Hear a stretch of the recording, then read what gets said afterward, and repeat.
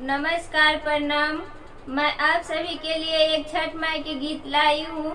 उम्मीद करती हूँ आप सभी को बहुत पसंद आएगी तो सब्सक्राइब करना ना भूलिएगा।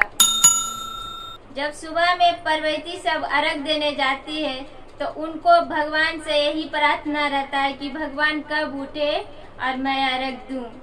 तो आइए सुनिए, मैं एक गीत सुनाती हूँ।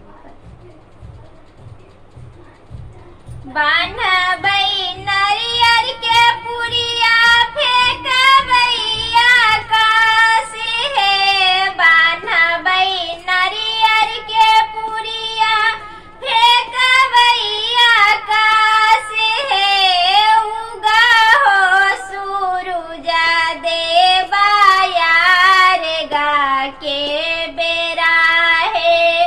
उगा हो सूरुजा देवा यार गा के बेरा है। फिर शुरू देख के अम्मा उठाने जाती है।